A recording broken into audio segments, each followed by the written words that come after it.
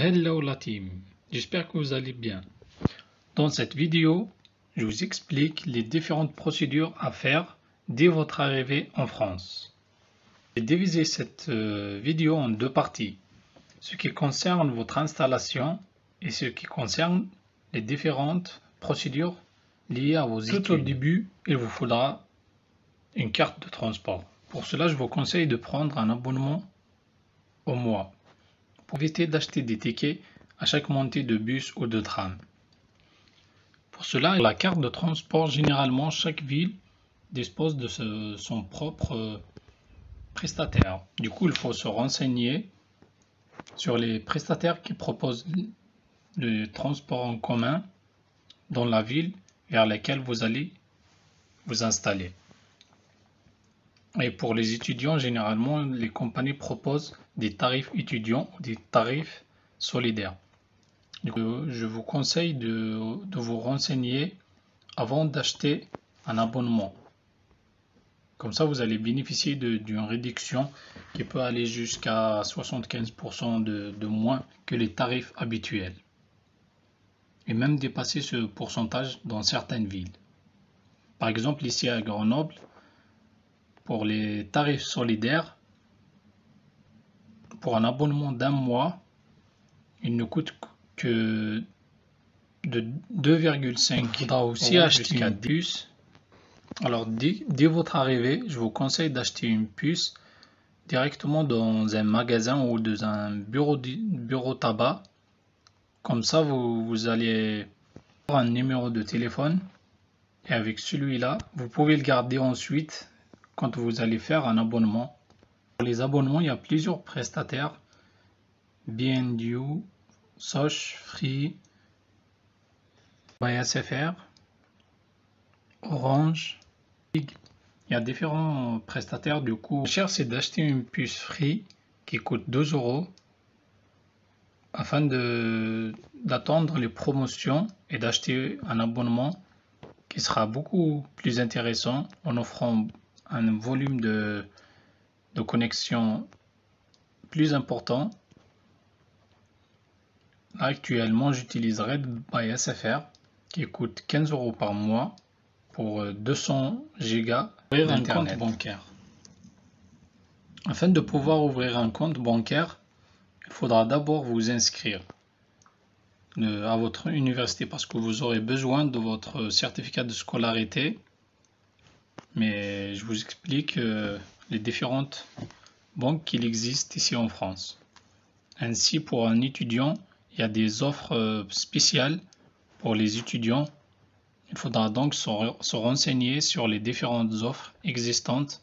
Comme ça, vous allez faire ouvrir un compte où vous aurez plus d'avantages. Moi, je suis souscrit à la banque BNP Paribas qui offre, dès que vous ouvrez un compte, elle vous offre 80 € de bienvenue avec le parrainage. Généralement, toutes les banques elles proposent des tarifs comme ça, des offres promotionnelles pour les étudiants ainsi que même si vous n'êtes pas étudiant. C'est intéressant aussi de vous faire parrainer, comme ça vous aurez plus d'avantages. Et banque en ligne, c'est aussi intéressant que les autres banques traditionnelles. Moi, j'ai souscrit à Boursorama. C'est une banque totalement en ligne. Il n'y a pas de banque physique. Du coup, tout se fait en ligne et vous n'aurez pas besoin de vous déplacer ni rien du tout. Mais pour ouvrir un compte sur une banque en ligne, il faudra avoir déjà un compte sur une autre banque. Alors, vous devez commencer par ouvrir un compte bancaire dans une banque traditionnelle. Et si vous le voulez après, vous pouvez rajouter un compte sur une banque en ligne. Pour les modalités, généralement après la crise sanitaire, la plupart des banques proposent la signature de contrats en ligne. Comme ça, vous n'aurez pas à vous déplacer en agence et éviter le risque de contamination. Pour les délais, ça diffère de chaque banque à une autre. mais généralement vous pourrez avoir votre carte bancaire après 20 jours maximum que vous ayez ouvert votre compte. C'est 20 jours, c'est le maximum. Sinon, généralement, une semaine, vous allez avoir votre carte bancaire. Pour l'ouverture d'un compte, vous n'aurez besoin que de remplir un formulaire, votre pièce d'identité, certificat de scolarité pour l'année en cours, ainsi qu'un justificatif d'hébergement. Pour la banque BNP Paribas, pour les étudiants, vous aurez 3 ans sans frais. Mais pour les banques en ligne, généralement les banques en ligne, on n'a pas de frais à payer. C'est gratuit toute la vie. Relative à vos études. Là, tout au début, vous aurez besoin de faire le paiement de la contribution vie étudiante de campus. C'est la première chose à faire avant de vous inscrire. Et là, il y a quelques situations où vous n'allez pas payer la CVEC. Par exemple, si vous êtes boursier, vous n'avez pas besoin de la payer. Sinon, dans d'autres cas, vous allez la payer, mais vous pouvez demander un remboursement juste après. Mais pour tous les étudiants qui seront inscrits juste à l'université et qui ne seront pas dans les autres cas, vous allez devoir la payer, soit en ligne, soit directement à la poste. Je vous laisserai les différents liens pour pouvoir y accéder au site, soit à l'université. Après avoir payé les 92 € de la CVEC, vous allez pouvoir vous inscrire dans votre université. Toutes les universités proposent l'inscription en ligne, comme ça vous n'aurez pas à vous déplacer ou à perdre du temps. Et là, vous aurez juste à télécharger les documents demandés et ils vont les vérifier, ainsi que vous allez devoir payer les frais d'inscription pour de pouvoir avoir votre certificat de scolarité ainsi que votre carte d'étudiant. Et dès que vous faites cette étape, vous allez pouvoir créer un compte bancaire en utilisant votre certificat de scolarité. La demande de titre de séjour. Dès que vous êtes inscrit à votre université,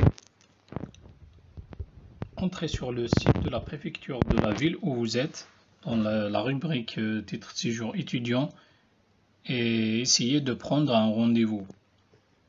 Généralement, les rendez-vous, c'est 1 mois, 2 mois à l'avance. Je vous conseille de prendre un rendez-vous directement dès que vous avez fini la procédure d'inscription dans votre université. Que vous ayez déposé votre demande de titre de séjour étudiant, avec le récépissé, vous pourrez commencer déjà à faire des jobs étudiants. À la sécurité sociale et mutuelle. Là, pour être assuré et pour avoir une prise en charge des frais médicaux, vous allez devoir vous inscrire à la sécurité sociale et mutuelle. Pour les étudiants, il faut entrer sur mes services étudiants et Amélie et vous inscrire sur Amélie et vous inscrire.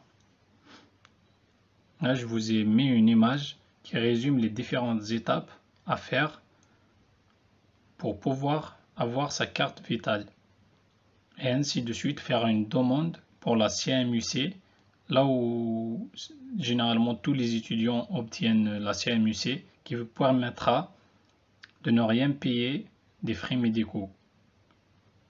Des frais médicaux qui seront pris en charge à 100%. Dans cette vidéo, je vous ai expliqué les différentes procédures à faire que je vais détailler dans les prochaines vidéos. Je vais vous faire une vidéo pour chaque procédure à faire.